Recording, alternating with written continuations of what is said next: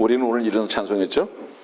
믿는 사람들아 군병 같으니 앞에 가신 주를 따라갑시다. 우리 대장 예수 길을 가지고 접전하는 곳에 가신 것 보라. 믿는 사람들아 군병 같으니 앞에 가신 주를 따라갑시다. 믿는 사람이라면 주의 군병입니다. 그 군병은 세상의 것을 얻기 위해서 싸우는 군병이 아니라 선한 싸움을 하는 군병입니다.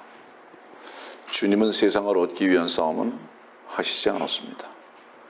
그럼에도 불구하고 그분은 완전히 이기셨습니다. 우리가 그분의 뒤를 따라갈 수밖에 없는 이유는 뭐냐면 그분이 대장이고, 그분이 대장이 되신 것은 우리가 그분을 대장으로 뽑은 것이 아니라 그분의 전쟁은 언제나 이기셨기 때문입니다. 우리가 그분을 따라가는 한, 그분을 바라보는 한 그분의 이기심에 동참될 수밖에 없고 그분의 풍성하심에 참여할 수밖에 없다는 것을 오늘 우리는 이 찬송 속에서 봅니다. 왜냐하면 접전하는 곳에 가신 것 보라. 싸우는 것은 다윗만 싸웁니다. 다윗에게 속한 백성들은 구경만 합니다.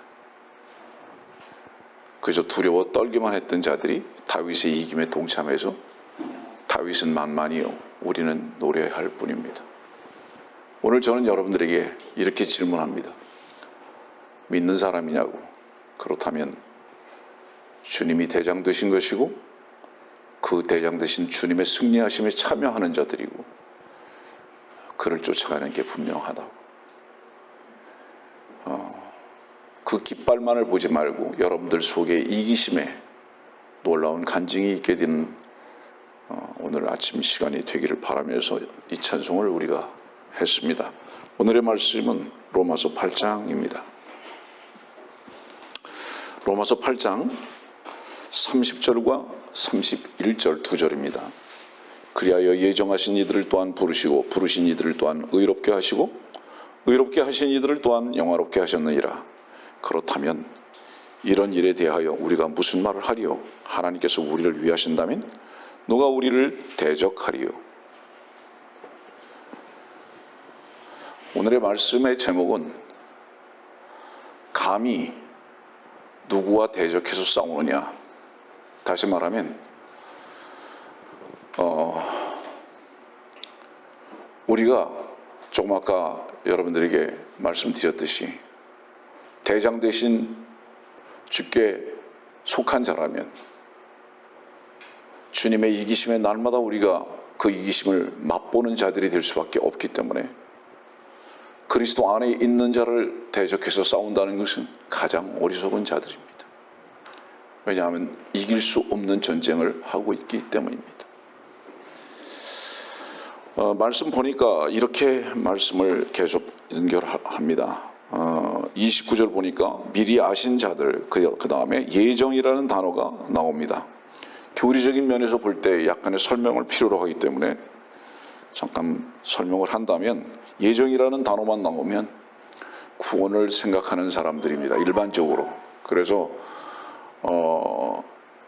하나님께서 구원을 예정하셨다 이렇게 생각하는 장로교회 예정론에 파묻혀서 하는 사람들, 여러분들 보세요. 바른 성경 가지고 있습니까? 잘하는 겁니다. 바른 교리를 공부하고 있습니까? 더욱 잘하는 것입니다. 그런데도 불구하고 만일에 어떤 사람이 날 때부터 나는 구원을 받은 자로 그렇게 여긴다면 자기 자신을, 그걸 뭐라고 그러죠? 여러분들 모태신앙이라고 그러죠. 만일에 바른 성경을 가지고 있고 바른 지식을 배웠는데 모태신앙을 말하는 사람이 있다면 그 사람은 결코 주님 만나본 사람 아닙니다. 모태신앙을 말하는 사람이 있으면 그 사람은 100% 지옥 가는 게 분명합니다. 이유가 뭔지 아세요? 요한복음 3장 한 번도 읽어보거나 심각하게 생각해 본 적이 없어요. 거듭나는 게 뭔지 몰라요. 육신으로 난 것은 육인데 영으로 한번 거듭난 걸 모르는 사람이 하나님의 나라 알 수 없습니다. 그 영으로 거듭나고 하나님의 나라를 안 사람은 나는 모태신앙입니다라는 말을 결코 할 수 없습니다. 왜냐하면 이 모태에서부터 난 것은 죄라는 것을 철저하게 알고 난 다음에 이것을 십자가에 못 박고 예수 그리스도의 생명의 부활로 말미암아 다시 태어나는 것을 거듭나는 것이라고 말씀하시고, 그렇지 아니한 자들은 하나님의 나라를 결코 볼 수 없다고 말씀하시기 때문입니다. 이건 목사의 얘기가 아니라서 하나님께서 그렇게 이미 성경 안에 정해놓으신 것입니다. 다시 말합니다. 아무리 그럴듯한 교회를 다니고 아무리 성경을 많이 아는 것 같고 아무리 바른 성경 바른 교리를 배우고 아는 것 같다 할지라도 당신이 모태신앙이라는 생각을 만일 하고 있다면 당신은 분명히 지옥 갑니다.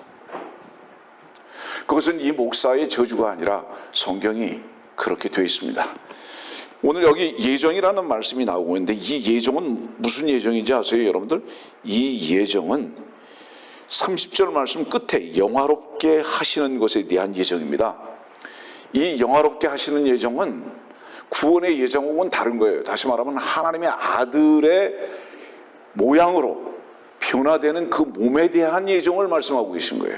구원을 예정하는 것이 아니라 우리가 이 몸이 변화될 것에 대한 이 예정을 말씀하고 있다는 것을 잊어버리지 마십시오. 그러니까 예정이라는 단어만 나오면 자꾸 무슨 구원을 생각하는데 그런 거 아니에요. 그래서 그 구원을 받고 구원을 받은 사람들이 어떻게 변화될 것인가, 그리고 그 변화되는 그 끝은 무엇이냐? 영롭게 된다, 이 말씀이에요.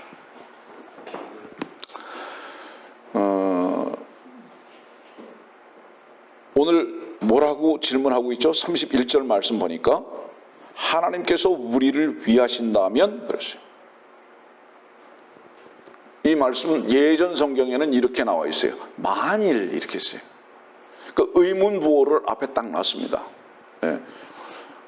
위하신다면 이 말씀이 무슨 뜻이죠? 이 말씀을 읽으면서 그냥 넘어가지 말고 질문을 해보라 이 말이에요. 점검을 해봐라 이 말이에요. 참으로 네가 하나님께서 너를 위하시고 있는지를 질문하고 있습니다. 이 말씀이죠. 그래서 그 질문에서 마음 가운데 아멘 되는 사람이라면 전제가 이거예요. 아까도 여러분들에게 잠깐 말씀드렸지만 로마서는 순서가 이 배열이 굉장히 중요합니다. 로마서 5장 1절에 구원을 받은 사람, 그 다음에 7장에서 자기 자신과의 투쟁을 한 사람, 8장 1절을 가보세요 여러분들. 8장 1절을 가면 어떻게 시작하죠? 8장 1절이 그러므로도 이제 그리스도 예수 안에 있는 자들에게는 이렇게 있어요. 하나의 기점을 딱 줍니다. 이게 무슨 얘기죠? 승리하려면, 만족하려면 그리스도 예수 안에 들어가야만 이길 수 있고 만족할 수 있다. 이것을 전제로 기록하고 계신 거예요. 그래서 그런 자들은 분명히 내가 정말 그러한 경험을 해본 적이 있는가를 점검해보고, 만약에 참으로 그렇다면 결코 주께서 당신을 위하시는데 누가 당신과 대적하겠는가? 감히. 지금 그 말씀이에요.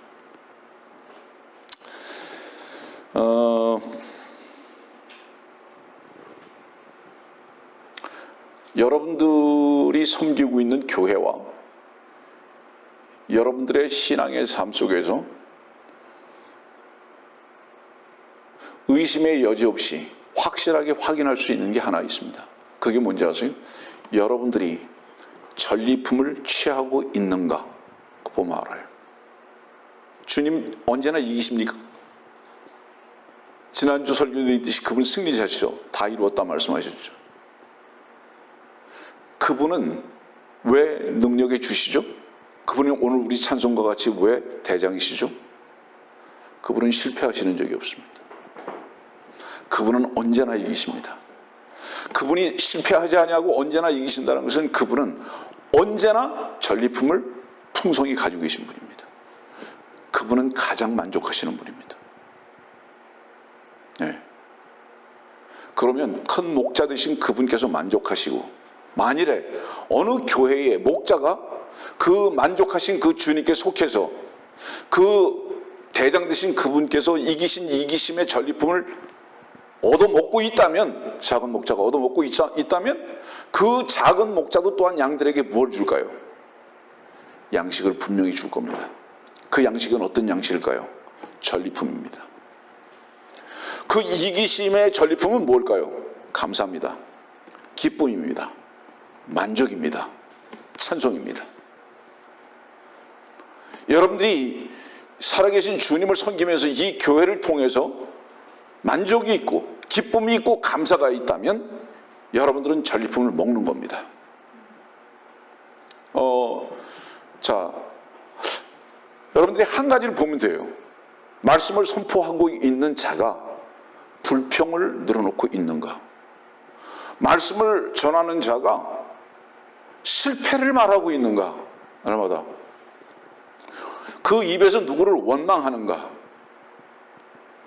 그 입에서 그의 삶을 통해서 누구를 원수로 여기고 있는가?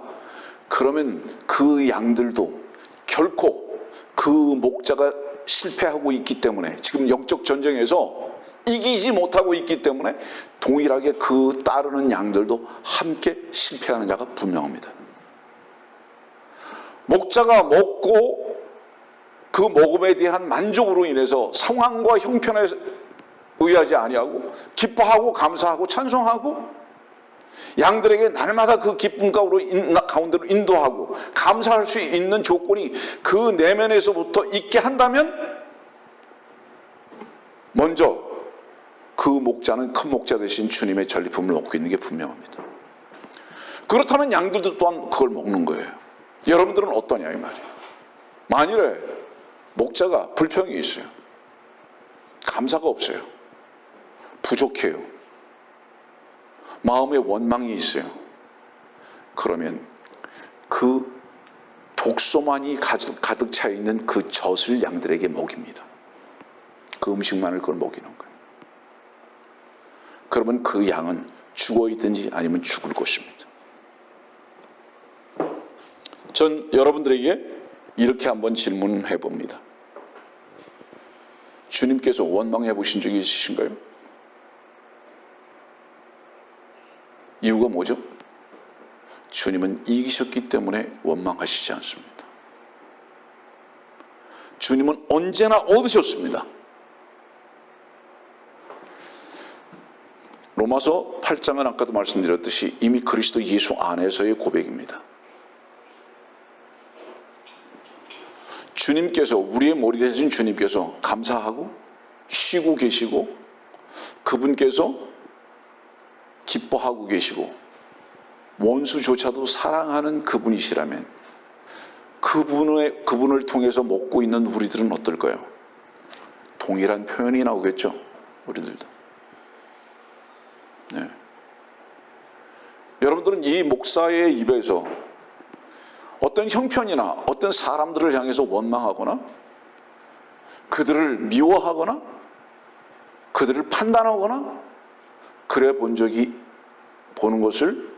있는가, 들어본 적이 있는가? 한번 되돌아봐서 생각해 보십시오.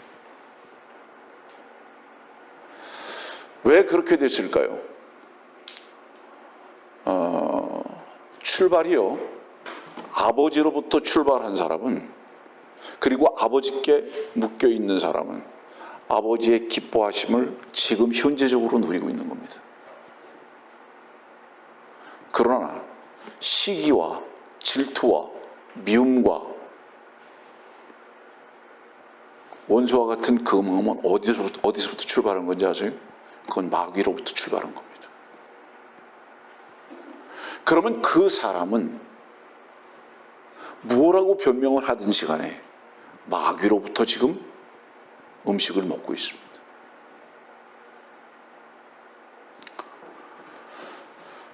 이렇게 아주 간단하게 진단해 볼 수 있는 방법이 있는 거예요. 여러분들은 어떻습니까?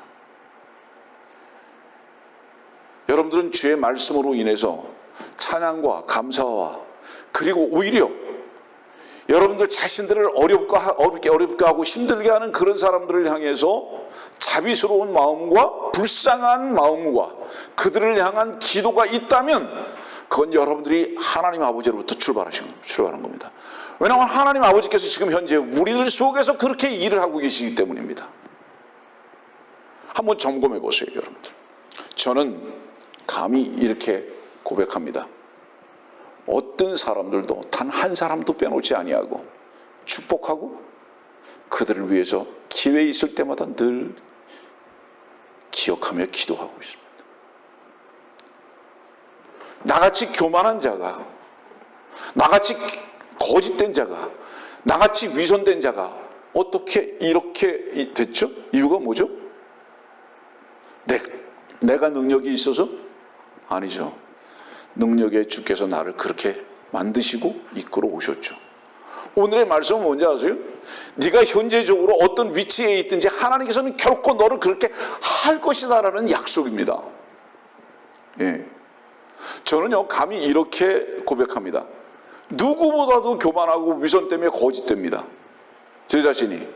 그런데 그런 사람이 주님을 누리고 있다고요?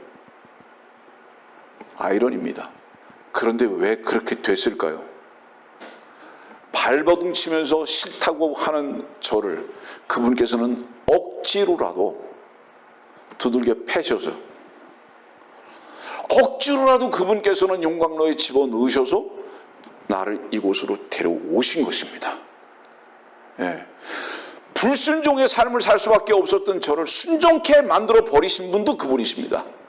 그분은 나에게 구원의 주가 되셨고, 그분은 나를 훈련시키셨고, 그분은 오늘 나에게 이 설교를 할 수 있도록 하신 분입니다. 그러니까 주께서 반드시 그렇게 하시겠다는 거예요. 누구? 여러분들이 구원을 받았다면. 하나님께서 우리를 위하신다. 모든 사람들이 다 그렇게 생각하고 살고 싶어 합니다. 하나님께서 다 나를 위한다고. 깃발은 다 들었어요. 그래서 온갖 송호까지 다 그리죠. 그거는 지난주에 의해서 다시 말합니다. 뭐죠?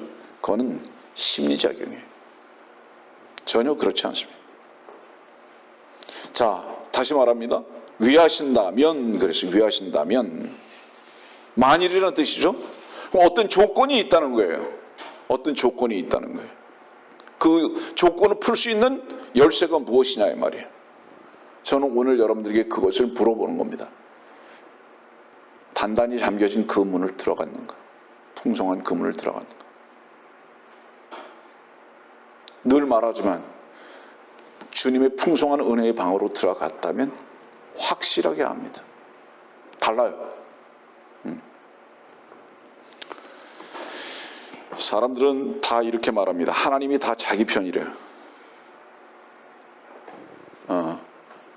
하나님이 다 자기 편이라고 하는 사람에게 먼저 자기 자신이 확인해야 할 것이 하나 있습니다. 내가 하나님의 편에 서본 적이 있는가? 내가 하나님의 편에 서본 적이 있는가?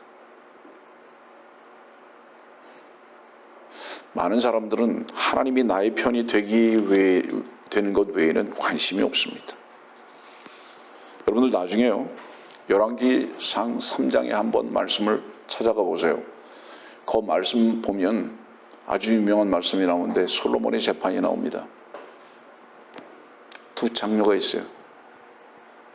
근데 한 사람은 창녀가 아닙니다. 결과적인 면에서. 왠지 아세요? 두 창녀가 있는데요, 진짜 창녀는 뭐라 그러죠? 반을 갈르라 그러죠. 그렇죠? 반을 갈르라 그래요. 근데 한 사람은 뭐라 그러죠? 아니라고. 전부 다 주라고. 성경에서 이 말하는 창녀는 뭔지 아세요? 갈르는 거예요. 무슨 뜻인지 아세요? 한 발은 왼쪽에 딛고 한 발은 오른쪽에 딛고 50% 양쪽에 보험을 들고 사는 사람을 창녀라고 그래요. 열왕기상 3장에 보면은요, 엄마는 전체를 다 주라고 합니다. 여러분들이 주님께 온전히 그 편에 속해 본 적이 있는 사람이라면, 그분께 올인해 본 적이 있는 사람이라면 돈 말하는 게 아니에요. 여러분들 안에서의 가치를 말하는 것입니다.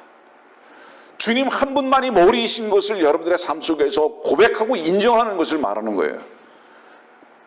그 사람은 분명히 주님의 편에 속한 것이 뭔지를 아는 사람입니다. 두 가지를 전체를 얻으려고 하는 그런 어떤 추구 말고 이 두 발을 완전히 주님 한 분에게만 완전히 옮겨 놓는 그 사람, 이 사람이 정결한 사람입니다. 근데 종교인의 추구는 무엇이냐? 양쪽을 다 얻으려고 하는 겁니다. 오늘 우리는 이 말씀 속에서 한 가지 도전을 받고 명심해야 할 것은 무엇이냐? 여러분들이요, 완전히 그분께 옮겨놔 보세요. 그분을 온전히 얻을 것입니다.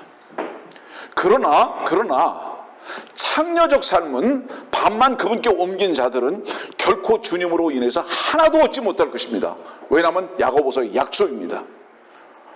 무엇도 얻으려고 생각하지 말라고. 두 마음을 품은 자는 무엇도 얻으려고 생각하지 말라고. 우리가 얻지 못하는 이유는 뭔지 아세요? 우리가 만족하지 못하는 이유가 뭔지 아십니까, 여러분들? 계산하기 때문입니다. 지난주에 이어서 여러분들이 하나님의 말씀을 살아계신 말씀으로 여러분들이 믿는다면 오히려 여러분들의 전 인격적인 삶을 그분께 올인해 보십시오. 그분이 여러분들의 삶의 보장이 될 것입니다. 왜냐하면 보세요. 이 성경은 왜 붉은색과 왜 금색으로 왜 이것이 칠해져 있습니까? 주의 말씀의 피로 말미암아, 그 피로 말미암아 쌓여놓은 거지 않습니까? 여러분들, 주님의 보혈로, 주님의 죽으심으로 쌓여냈기 때문에 붉은 성경이 나온 것이고요. 왜 금색깔이 되어 있습니까? 이 말씀의 약속은 결코 신실하다, 변하지 아니하는 영원한 말씀이다라는 것을 표현하시기 위해서 노랗게 금색으로 칠했지 않습니까? 하나님의 말씀만이, 그 약속만이 피로 쌓인한 변할 수 없는 신실하신 말씀이라는 것을 언제 압니까, 여러분들? 언제 알까요? 내가 그분께 실망을 드리고 그분을 배신하고 그러는데도 불구하고 그분이 나를 향하신 그 사랑은 결코 변함이 없는 것을 날마다 순간마다 확인할 때에, 나의 넘어짐 속에서 확인할 때에, 이젠 그분께서 지치시고 이제는 진짜 손을 놓고 싶을 만큼의, 포기할 만큼의 그 위치에서도 그분께서는 여전히 나를 사랑하시는 그것을 확인했을 때 이분의 약속은 결코 변함이 없으시구나라는 것을 알게 되지 않습니까, 여러분들? 어떻습니까? 저는 그렇습니다. 내 자신이라는 꼬락서니를 봤을 때 주님께서 오늘도 순간마다 나를 떠나실 수밖에 없고 배신할 수밖에 없으신 그분인데도 불구하고 여전히 주님의 말씀의 약속은 내 마음 가운데에서 능력으로 역사하시는 것을 보면서 내가 지금도 너를 사랑한다는 그 고백을 이 말씀 속에서 제게 증거로 주시는 것을 봤을 때, 내가 만족함을 얻었을 때, 그것으로 인해서 내 상태는 어떻든지 형편은 어떻든지 사람들은 내게 어떻게 도전을 하든지 간에 그들을 향해 축복할 수 있고 기도할 수 있고 사랑할 수 있는 이 신실하심을 주님께서 내 마음에 베푸시는 것을 보게 됐을 때 주님은 신실하시다. 이것을 맛보면서 사는 자들이 그리스도인의 특권 아닙니까, 여러분들? 여러분들은 그런 삶을 살고 계시네요. 사람들이 전부 다 자기 편이래요. 하나님이 자기 편이래요. 하나님 편인 사람, 자기 편인 사람, 무슨 차이가 있는지 아세요? 하나님이 자기 편이라고 생각하는 사람은 결코 이기지 못합니다. 왠지 아세요? 하나님은 죄의 공범이 되실 수 없기 때문입니다. 아세요? 하나님은 죄의 공범이 되실 수 없어요. 하나님은 선과 의로운 편에서만 일하십니다. 그래서 우리가 선과 의로우신 하나님 편에 있을 때만 그분께서는 우리들에게 복 주시고 그곳으로만 우리를 이끌어 가시는 것 절대로 잊지 마십시오. 하나님을 우리의 편에 서서 우리의 필요한 대로 우리가 원하는 곳으로 그분이 움직이실 것이라고 생각하는 이 어리석은 것에서 우리는 내려놔야 합니다. 이기는 사람이 되기를 원하십니까? 이긴다는 건 뭐죠? 만세 부르는 겁니다. 이기는 사람은 만족합니다. 우리가 왜 불안한지 아세요? 주님은 백전백승이잖아요. 어떤 상황 속에서도. 그건 맞죠, 여러분들? 왜? 이미 세상을 이겼다 말씀하시잖아요. 근데 왜 우리가 불안하죠? 주님께서 이기심에 동참하지 않는 거예요. 내가 이기려고 하는 거예요. 내가 이기려고 하기 때문에 불안한 겁니다. 주님은 이미 이기셨습니다. 이것은 믿음 하나만으로 족합니다. 만일에 주님의 이기심에 동참되지 못하고 만족하지 못하는 사람은 실상 어떤 사람인지 아세요? 주님을 향해서 싸우고 있는 대항군입니다. 사실은 대항군이에요. 둘 중에 하나밖에 없어요. 그렇잖아요. 영적 싸움에서 둘 중에 하나밖에 없습니다. 왜냐하면 우리는 영적 전쟁 가운데 살고 있기 때문에. 하나님 편 아니면 마귀 편이에요. 마귀 편에서 주님과 싸우는 자들. 그러면서도 하나님께서 자기 편이라고 착각하는 자들. 한 가지 여러분들에게 질문하면서 여러분들의 위치를 확인해 보십시오.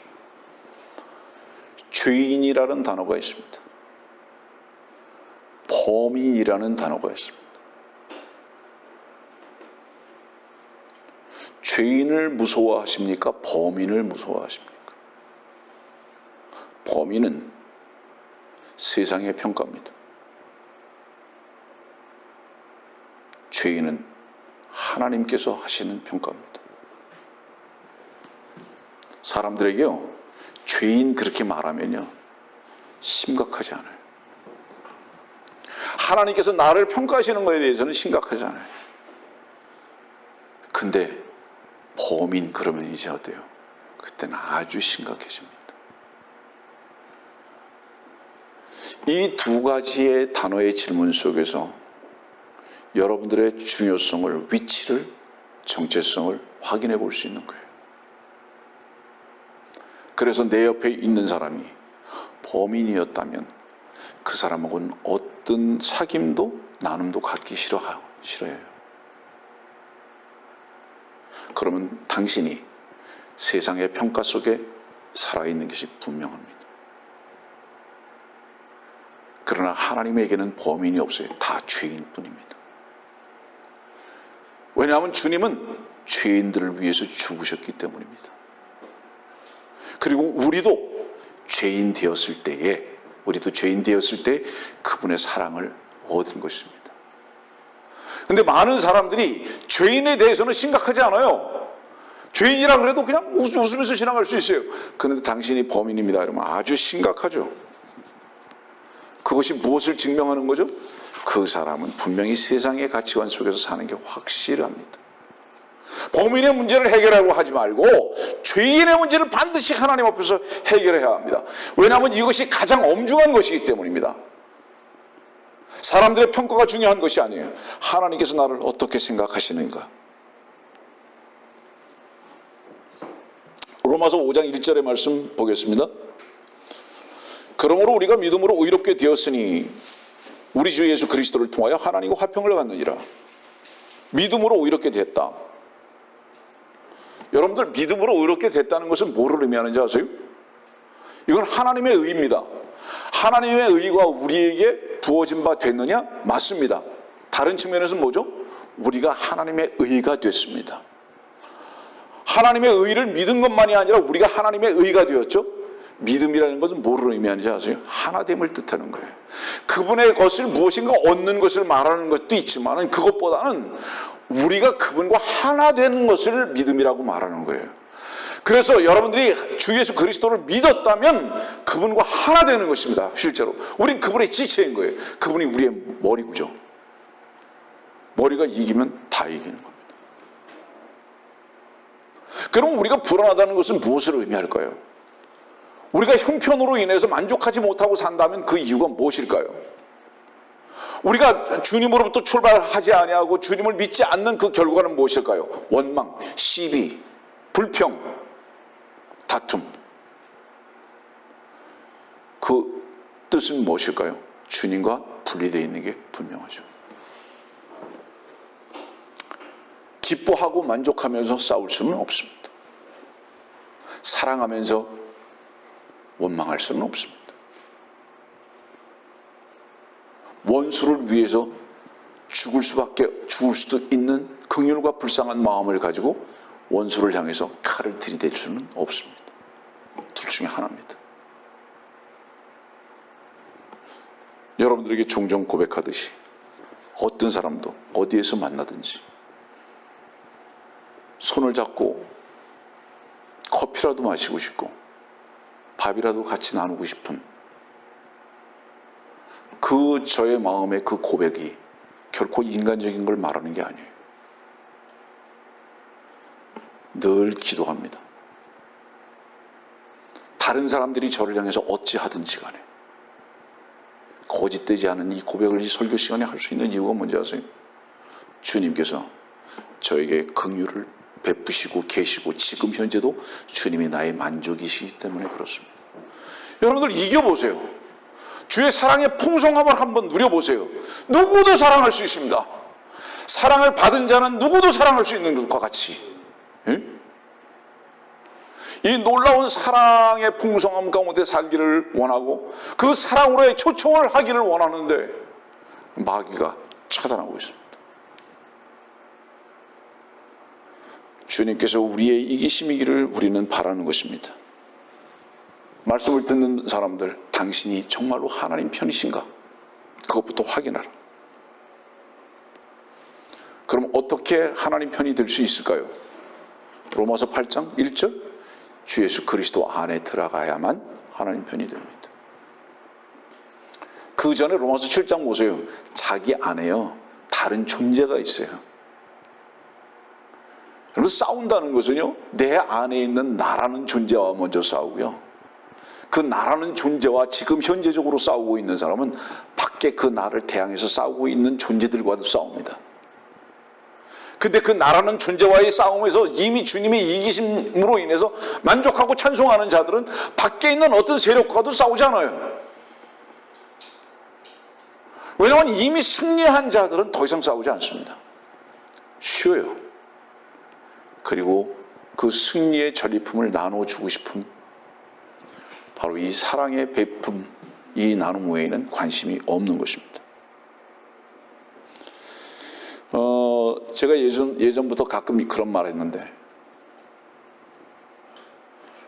우리 돌아가신 아버지께서 이탈리아의 그 벤베누티라고 미들급 세계 챔피언, 권투 챔피언하고 우리나라의 김기수라는 그 선수하고 권투를 하는데, 우리 식구들을 다 마루에다 모아놓으시더니 기도를 하시는 거예요. 하나님, 우리나라 김기수가 이기게 해주십시오. 기도하시는 거예요. 그런데 김기수가 이겼어요. 그 우리 아버지 기도를 들으셔서 김기수가 이겼을까요? 여러분들, 하나님은요, 대한민국 편도 아니고 일본 편도 아니에요. 우리가 생각할 때 하나님 이렇게 기도하죠. 우리나라를 어떻게 해주시고 대한민국의 편에 쓰셔서 하나님은요, 어떤 나라 편 아니에요. 하나님은 기도하는 당신 편도 아니에요. 하나님은 모든 나라도 모든 사람도 하나님의 편에 속하기를 원하실 분이에요. 네? 얼마나 사람들이 거짓된 데 속아가는지 전부 다 자기 중심적이기 때문에, 예? 여러분들, 아까도 말씀드렸잖아요. 하나님 편에서 시작을 안 했기 때문에, 자기로부터 시작했기 때문에 자기 안에 뭐만 있는 거예요? 원수만 있는 거죠. 자기 안에 뭐만 있는 거예요? 불평만 있는 거죠. 자기 안에 뭐가 있는 거예요? 실패만 있는 거죠. 거칠은 것만 있는 거죠. 그러니까 그것을 나눠줄 수밖에 없죠. 그러나 하나님 안에서, 하나님 편에서 한번 출발해 보세요. 그분의 모든 풍성하심과 그분의 만족하심과 그분의 이기심을 반드시 공급받게 될 것입니다. 여러분들, 오늘 말씀이 이거 다른 거 없어요. 이기기를 원하시느냐? 하나님 편에 속하라. 만족하기를 원하느냐? 하나님 편에 속하면 된다. 네? 근데 어떤 사람이 하나님 편에 속했는데 그 사람을 대적해서 싸운다고요? 정신 차려라. 네가 하나님을 이길 수 있다고 생각하느냐? 하나님께서는 우리 마음 안에 이미 말씀으로 계십니까? 약속으로 계십니까? 스스로 질문에 답변해 보세요. 약속과 이기심으로 영원한 말씀으로 계시죠. 그분은 계속 이기실 수밖에 없어요. 여러분들 안에서. 근데 여러분들이 주님 편에 섰는데 주님 편에 선 여러분들과 누가 싸운다고요? 여러분들을 이기려면 주님을 이겨야 되는 거예요. 그런 어리석은 싸움이 어디 있습니까, 여러분들? 예? 누구든지요, 이기는 편에 있기를 원하는 거예요. 그래서 이겨라 하고 싸우는 거예요. 천군백군 나눠서. 맨날 져요. 싸울 때마다 져요. 그때부터 이제 탈령병이 생기기 시작하는 거죠. 그렇죠? 아니 저 대장하고 싸워가지고 맨날 지기만 해요. 전리품 하나도 없어요. 누가 그 대장이라고 그걸 생각하겠습니까? 잘못하면 그 대장이 이마박에 총 맞죠.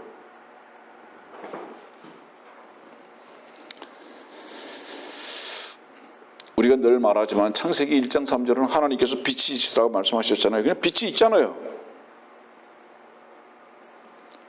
말씀하신 그대로 됐잖아요. 그렇잖아요.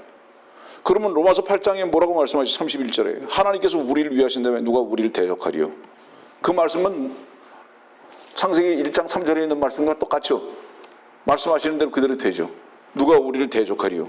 누가 말씀하신 거예요? 그 말씀 주님께서 말씀하셨죠. 반드시 된다는 전제죠. 로마서 8장 오늘 우리가 31절 읽었는데 절대로 그 말씀도 영화롭게 하실 것이라는, 이기게 할 것이라는 그 말씀 취소될 수 없다. 그대로 될 것이다.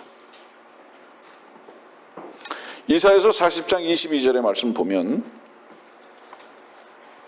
원형의 지구 위에 앉으신 분이 그분이시니 그곳에 거민들이 메뚜기 같으며 하늘들을 휘장같이 펼치셨으며 그 안에 거할 장막처럼 펴셨다. 자, 이 말씀을 여러분들에게 읽어드린 이유가 있어요. 창세기 1장에 빛이 있으라 했으니까 빛이 있었죠. 이사야서 40장에 원형의 지구 위에 앉으셨다 그랬죠. 그런데 거민들은 메뚜기 같다 그랬죠. 이 두 말씀의 연결고리가 뭘까요? 창조주 하나님과 피조물입니다. 하나님께서 뭐라고 말씀하셨어요? 빛이 있으라고 하셨죠. 모든 것을 다 만드셨죠. 원형의 지구 위에 앉아 계시죠. 그분이. 나머지는 다 뭡니까? 그분께서 만드셨죠. 그리고 그 만드셨을 뿐만 아니라 거민들은 뭐라고 말씀하시죠? 메뚜기라고 말씀하시죠. 이 두 곳의 말씀을 여러분들에게 읽어드린 이유가 뭔지 아세요? 모든 피조물은 하나님께서 말씀하시는 대로 순응할 수밖에 없다. 근데 이 피조물은 뭔지 아세요? 마귀도 포함된 거예요. 결코 하나님의 말씀을 침범할 수 없고 하나님을 이길 수 없다 이 말이에요. 하나님의 말씀대로 된다는 것을 여러분들에게 지금 증거하기 위해서 이 말씀 드리는 거예요. 그럼 우리는 한 가지입니다. 그 말씀을 받아들이는 겸손함입니다. 이거 하나만 있는 거예요. 누가 이길 수 있는지 아세요? 이길 수 있는 자는 겸손한 자입니다. 겸손한 자는 이길 수 있습니다. 교만한 자는 결코 실패만 할 것입니다. 말씀을 들으시는 분이요, 여러분들의 모든 이기심을 가지고 모든 풍성함을 가지고 살기를 정말로 원하신다면 겸손하십시오. 겸손은 뭔지 아세요? 주님께 맡겨진 삶입니다. 주께서 인도하시는 대로의 삶입니다. 그런 사람은 현재적으로 오늘 만족이 뭔지를 알게 될 것입니다. 다시 말하면 하나님께서 이 모든 피조물을 창조하셨다면 하나님께서 피조물들을 다 복종케도 하실 수 있다는 이 말씀이에요. 그래서 우리 로마서 8장 38절은 그래서 그 말씀을 이렇게 결론을 내리는 거예요. 내가 확신하노니 사망이나 생명이나 천사들이나 정사들이나 권세들이나 현재 일들이나 다가올 일들이나 높음이나 기쁨이나 어떤 다른 피조물이라도 우리를 그리스도 예수 우리 주 안에 있는 하나님의 사랑에서 떼어놓을 수 없느니라. 왜? 그분께서 말씀하신 말씀을 누구도 어떤 피조물도 침범할 수 없다. 그분께서 만드신 존재들일 뿐이다. 이 말이죠. 근데 다시 질문합니다. 만드신 분을 믿습니까? 그의 생명으로 거듭난 사람이라면 더구나 새로운 피조물이 됐는데도 그분을 아버지로 믿지 않고 있습니까? 믿지 않는 사람들의 교만함이 어느 정도냐면 피조물을 의지하고 피조물을 믿고자 하는 어리석은 삶을 혹시 살고 있지는 않은가 점검해보라. 다시 말합니다. 정말로 풍성하기를 원하십니까? 만족하기를 원하십니까? 주님께 맡기십시오. 옮겨놓으시라고요. 아까도 말씀드렸죠. 양쪽에 보험 들라고 하지 마세요. 말씀의 칼로 갈라서 이쪽 저쪽을 나누지 마시고 다 주님께 옮겨버리세요. 말씀의 칼은 여러분들에게 반반씩 나누라고 말씀하지 않습니다. 온전히 한쪽으로 옮기라고 말씀하십니다. 자, 출애굽기 여러분들 보신 적 있죠? 출애굽기 말씀 보면 하나님께서 아브라함에게 무슨 약속하셨어요? 창세기부터 어떤 약속하셨죠? 유브라데스 강부터 시작해서 팔레스타인 땅까지 아브라함한테 주시겠다고 말씀하셨죠. 근데 출애굽기에 보면 상황이 어떻습니까? 현재적인 상황은 이집트에서 파라오의 노예로 벽돌 굽고 있죠. 현재적인 상황이. 그 약속 언제 이루어질 겁니까? 현재적으로는 벽돌 굽는 노예로 살고 있어요.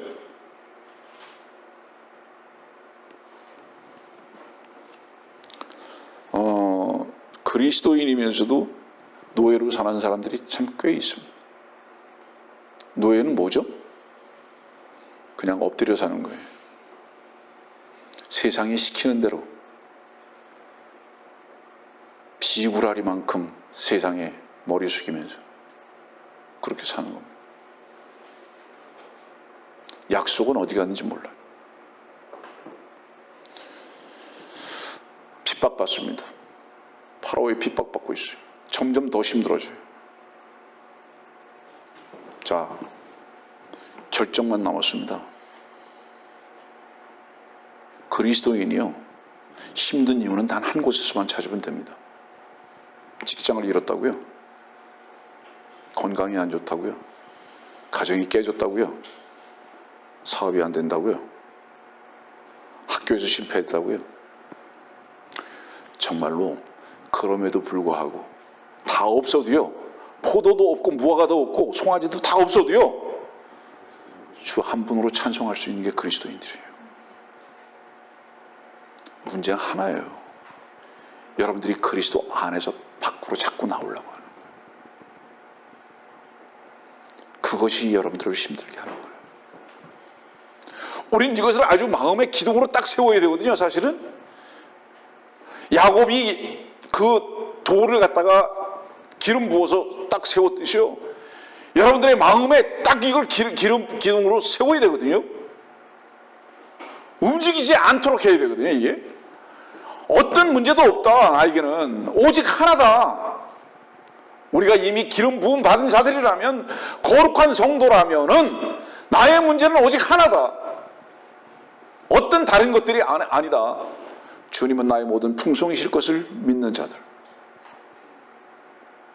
그 믿음은 어떻게 되죠? 지금 현재적으로 여러분들은 어떤 형편과 상관없이 기뻐할 겁니다. 만족할 거예요. 어저께 어떤 분이 저한테 전화했어요. 목사님, 예, 저 지금 자매하고 밭에 와 있습니다. 아, 그래요? 근데 왜 이렇게 좋죠? 너무 감사합니다. 저요. 간증이죠. 예? 건강 그렇게 썩 좋지 않잖아요. 근데 왜 이렇게 좋죠? 왜 이렇게 기쁘죠?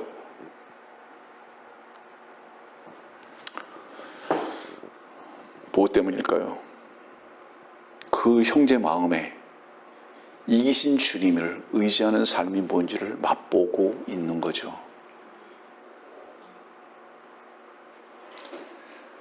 저는 여러분들에게도 바로 그 간증과 그 찬송이 넘치기를 바라는 겁니다. 누가 방해하죠? 세상 신인 파라오가 방해하잖아요. 찍어 누르잖아요. 전혀 어떤 일이 일어날 것 같지 않잖아요. 그런데 무슨 일이 일어납니까? 기적이 일어나기 시작하지 않습니까, 여러분들? 무슨 뜻이죠? 파라오가 아무리 집요하게 이스라엘 백성들을 찍어 눌러도요, 하나님의 약속의 계획은 성취된다. 자유. 보세요. 파리 때 들끓죠. 시체 들끓죠. 메뚜기 들끓죠. 먹을 거 없죠. 핍박 오죠. 이스라엘 백성들 어떻게 했죠? 신음소리를 냈죠. 고통 소리를 냈죠. 근데요, 그 고통 소리는 사실은 주님께는 어떻게 들렸을까요? 주님께는 어떻게 들렸을까요? 너의 신음소리가 아니라 그 신음소리에 함께 주님께서 신음소리를 내고 계신 것으로 하나님 아버지는 분명히 들으셨어요. 우리의 신음소리요, 하나님께서는요, 우리만 놔두지 않으세요. 왠지 아세요? 하나님의 아들이기 때문에. 어떤 아버지가 아들의 신음소리를 그냥 듣기를 원하십니까? 원하는 아버지가 있겠습니까? 하나님은 우리를 사랑하시지 않습니까? 말씀 나중에 연결하겠습니다. 자, 혹시 좌절하고 계십니까? 실망스럽습니까? 예전에도 말했지만 무화과나무는요, 겨울에 죽은 것 같아요. 이파리도 하나도 없고 싹도 하나도 없고 하얀 뼈 같잖아요. 완전히. 그렇잖아요? 그래도 하나님께서 어느 순간에 싹을 틔우고 열매를 맺게 하지 않으십니까? 여러분들? 그 속에서부터 일어나고 있는 일을 밖에서 알 수가 없죠. 지금 밖에는 뭐만 있는 거예요? 뼈 같은 하얀 모습만 있죠. 여러분들의 환경과 상황이 그래 보입니까? 실패와 좌절일 것 같습니까? 매일 고통인 것 같습니까? 그 속에 생명이 여러분들에게 어느 순간에 열매를 반드시 맺게 하신다는 겁니다. 숨겨져 있는 주님의 운행하심과 은혜를 볼 수 있는 영적 시선을 회복해야 된다 이 말입니다. 내가 왜 현재적으로 그런 어려움과 좌절과 실패 속에 있는 것 같은가? 거기서 왜 내가 한숨 소리만 나는가? 아니, 그 속에서 일하시는 주님을 볼 수 있는 시선이 회복되어야 된다 이 말씀을 여러분들에게 드리는 겁니다. 주님께서 우리를 구원하시고 쓰레기통에 갖다 버리시기 위해서 우리를 구원하셨는가 이 말이에요. 주님께서 우리를 구원하신 이유가 우리를 실패케 하시기 위해서 우리를 구원하셨는가 이 말이에요. 아닙니다. 우리를 구원하신 것은 이미 구원하실 때 이기신 주님께서 우리를 마귀로부터 이기신 것이고, 우리 안에 이미 이김이 되셨다면 주님께서는 반드시 우리를 이기게 하시지 않겠는가 이 말이에요. 무엇을 염려하는가 이 말이에요. 저는 오늘 여러분들이 이 말씀을 들으면서 여러분들의 상황과 환경 속에서, 어려움 속에서 주님의 숨겨진 사랑을 발견할 수 있는 자들이 되기를 바라는 겁니다. 겸손한 사람들은 고난 속에서도 주님의 사랑을 볼 수 있습니다. 우리가 주님의 사랑을 보지 못하는 이유는 뭔지 아세요? 교만하기 때문입니다. 그 교만이 뭔지 아세요? 소원이 내 육신적이고 세상적인 필요를 따라서 나는 이렇게 하고 싶어요, 이렇게 하게 해주세요, 이런 것 좀 주세요. 이게 교만입니다. 그러나 주님을 구해보세요. 주님의 뜻과 주님을 구해보시라고요. 그러면 주님을 얻는 그 사람은 주님께서 모든 풍성함을 곁들여서 다 주실 것입니다. 참 어리석어요. 에? 그래서 자꾸 뱀만 달라 그래요. 에? 물론 그래도 생선을 주시지만 자꾸 뱀만 달라 그래요. 주의 손에는 모든 좋은 것을 풍성히 가지고 계십니다. 그래서 주께서 풍성히 주실 것을 믿는 겸손함이 우리들에게 반드시 필요하다. 이스라엘 백성들이 출애굽에서 나왔어요. 나왔는데 이제 뭐가 있어요? 문제가 없을 것 같죠? 홍해 있죠. 홍해만 있습니까? 그 다음에 뭐가 있어요? 홍해가 딱 가로막혔을 때 그들은 절망적이었겠죠. 그거 어떻게 했죠? 주님께서 갈라주셨죠. 거기서 그들이 안 건 뭐죠? 이야, 주님이 능력자시구나. 알았죠? 먹을 거 없죠? 마실 거 없죠? 여러분들 출애굽기 보세요. 제일 많이 나오는 단어 중에 하나가 뭔지 아세요? 없다, 없다, 없다, 없다 해요. 다른 뜻으로는 그게 뭐죠? 부족해요. 날마다 부족해요. 날마다 불평이에요. 왜 그런 환경에다 두셨을까요? 주님께서 근데 그 불평의 환경, 없다의 환경 속으로 왜 그들을 집어넣어 버리셨을까요? 그들 속에 있는 그들의 힘을 쓰고 살고자 하는, 그들의 가능성을 갖고 살고자 하는 교만을 다루시기 위한 주님의 이끄심이었습니다. 그래서 거기로 데려가시죠. 여러분들 정말 그리스도인들로 무서운 것이 언제인지 아세요? 잘 될 때입니다. 사업도 잘 되고요, 직장도 잘 되고요, 건강하고요, 자식들을 속 안 새기고 가정은 화목하고요, 다 잘 돼요. 여러분들 단언합니다. 잘된 그 끝에는 뭐만 얻어지는지 아세요? 당신이 하늘 높은지 모르는 교만함만을 얻을 것입니다. 그 교만함이라는 것은 여러분들에게 무엇을 갖다 주는지 아세요? 여름에 시궁창에 그 음식물 썩은 거 있죠? 그 배설물, 여름에 그 시궁창에 음식물 썩은 것을 여러분들에게 가득 채우고 살아가는 냄새나는 삶을 살 수밖에 없을 거예요. 뿐만 아니라 그 시궁창에서 냄새나는 그것으로 인해서 자기도 모르게 돼지가 그 시궁창에서 뒹굴고, 예? 개가 그 토한 것을 그냥 먹으면서, 그러면서 그것을 더러운 것들도 모르고 거기서 교만하게 그 위치에 서서 노래하면서 이것이 나의 삶의 최고의 정점이라고 여기는 어리석은 삶을 살 수밖에 없을 것이다, 이 말입니다. 주님께서는 우리를 피로 값주고 사셨는데 우리를 그곳에 두실 수 없으십니다. 주님 한 분으로 만족하는 삶으로 우리를 인도하시는 주님을 우리는 오늘 이 시간 찬양합니다. 정말 무엇이 무서운 것이냐? 우리 육신의 소원대로 다 잘 되는 거예요. 안 되는 게 있습니까? 그리스도인인데 뭔가 안 됩니까? 당신의 눈물의 기도가 풍성하신 주님은 얻게 할 겁니다. 모든 이기심과 만족함의 주님은 반드시 주께서 얻게 하실 것입니다. 그 영원하신 약속의 말씀을 우리들 가운데 주시기 위해서 혹시 여러분들이 그 위치에 있다는 것 절대로 잊지 마십시오. 이것을 오늘 발견하는 이 순간, 겸손함으로 발견하는 이 순간 여러분들은 주님을 찬양할 것입니다.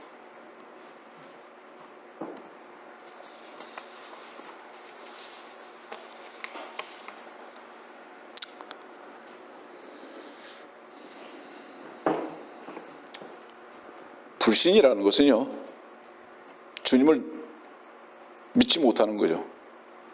예? 불신이라는 건 뭘까요? 신성모독이에요, 진짜로. 자, 여러분들이 뭐라고 고백했죠? 주여라고 고백했지 않습니까? 주여라는 고백이 무슨 뜻이죠? 그분만이 살아계시고요, 그분만이 주관자시고요, 그분께 완전히 맡겨진 자예요. 종교인의 특징은 무엇이냐? 이중적 삶에 대한 갈등도 없어요. 그렇게 하는 것이 그냥 하나님께서 원하시는 건 줄 알아요. 위선적 삶이. 어제도 우리 목사님하고 잠깐 그런 교제를 나눴는데, 자기를 모르는 자는 절대로 주님 모릅니다. 아까도 말씀드렸듯이요, 로마서 5장과 7장과 8장으로 연결되어지는 모든 조목조목 그 기점마다 무엇이 다rum을 받았는지 아세요? 자기 자신의 최선이 다rum을 받은 거예요. 로마서 3장까지도 5장까지도 7장까지도 8장으로 넘어오면서 그 자기 자신의 자신감과 노력과 최선과 자기 자신의 어떤 자랑스러운 의로운 삶과 이런 것들만을 계속 다루심을 받고 난 다음에 그런 기점들을 넘어온 거예요. 자기 자신을 모르고 주님을 안다고요? 거짓말입니다, 여러분들. 예? 참 불쌍한 것이 무엇인지 아세요? 기도를 받아야 할 사람이 남들을 위해서 기도해야 하는 줄 알아요.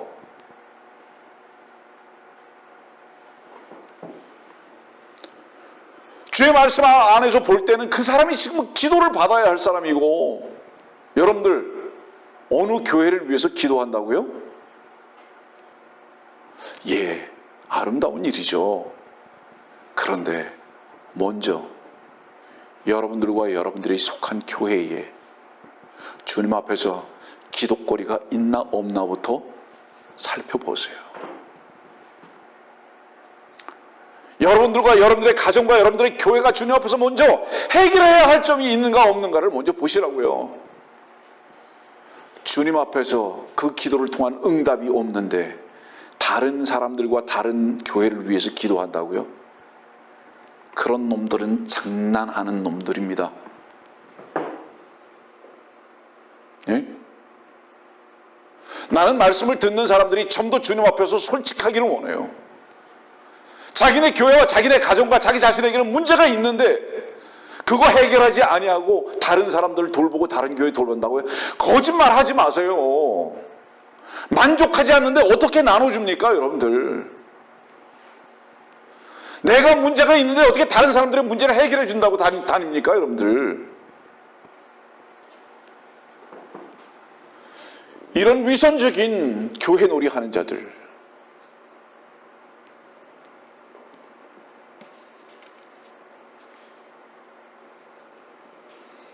우리는 정말로 모든 것이 잘 되는 것 같을 때, 모든 게 부요한 것 같을 때 가장 경계해야 할 바로 그 시간입니다.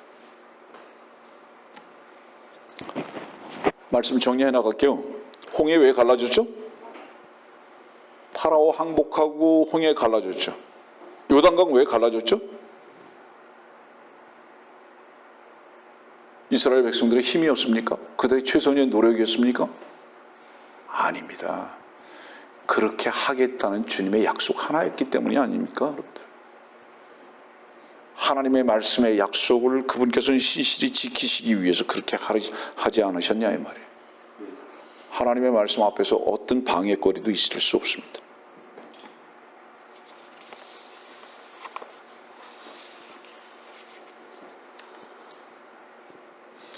에스더서 6장 말씀 보면요, 이런 말씀이 있어요. 13절. 그가 당한 모든 일을 자기 아내 세레스와 그의 모든 친구들에게 말하니 그의 현자들과 그의 아내 세레스가 그에게 말하기를, 만일 모르드게가 유대인의 씨라면 당신이 그의 앞에서 패하기 시작하였으니 그에 대하여 이기지 못하고 그의 앞에서 반드시 패하리이다 하더라. 그의 앞에서 반드시 패하리이다 하더라. 모르드게 앞에서 반드시 패한다. 왜? 그가 유대인이기 때문에. 왜 모르드게가 이겼죠? 모르드게가 힘이 있어서? 아니죠.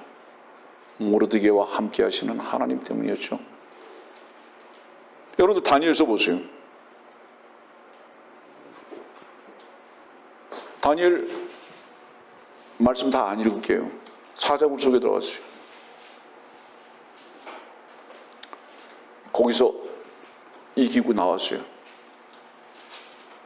다리오 왕이 다니엘을 사자굴 속에다 집어넣었죠. 질문합니다. 다리오 왕이 다니엘을 사랑했습니까? 맞죠? 사랑했어요.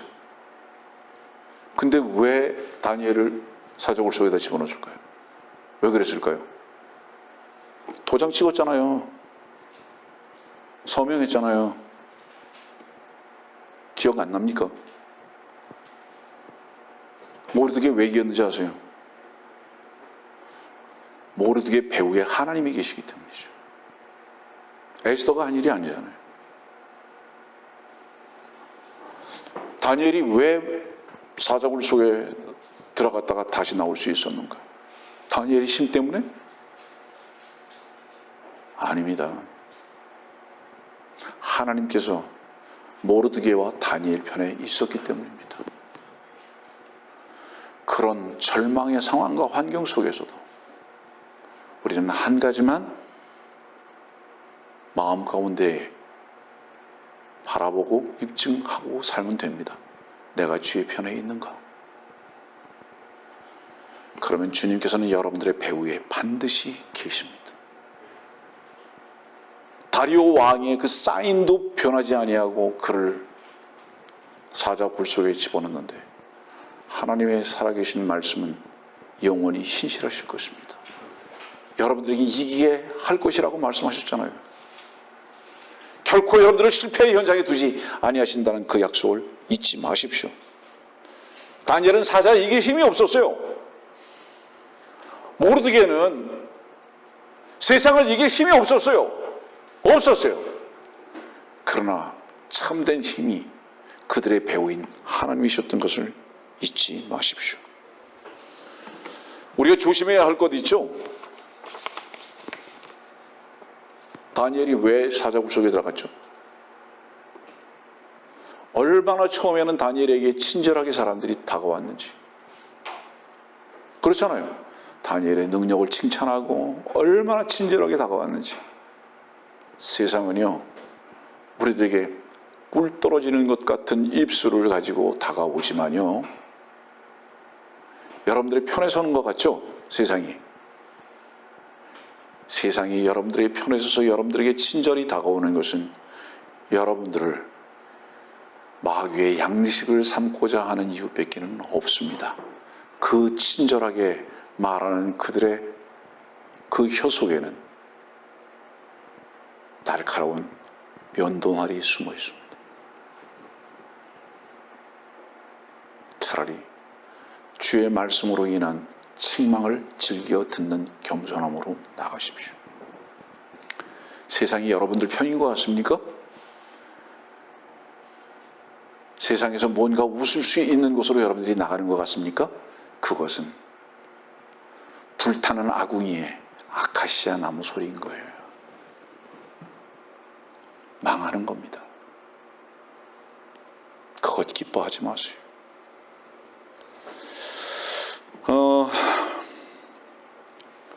창세기 12장 보면 아브라함은 갈 바 알지 못했죠. 분명히 갈 바 알지 못했어요. 그런데 갈 바 알지 못했는데 어떻게 떠났죠? 약속 하나 붙들고 떠났죠. 갈 바를 알지 못했다는 것은 무엇을 의미하는지 아세요, 여러분들? 과정 결과를 보여주지 않으셨다, 이것을 말하는 거예요. 그러면 뭐 하나만 있었습니까? 이거 하나만 있었다는 거예요. 여러분들, 오늘 주께서 여러분들에게 너는 내 아들이다, 내가 너를 낳았다, 이렇게 말씀하신 그 말씀을 들은 적이 있으십니까? 여러분들의 마음 가운데 한번 그 음성을 들으신 적이 있으시냐고요? 무엇이 안 보여요. 근데 갈 바를 알지 못하지만 불안해하지 마십시오.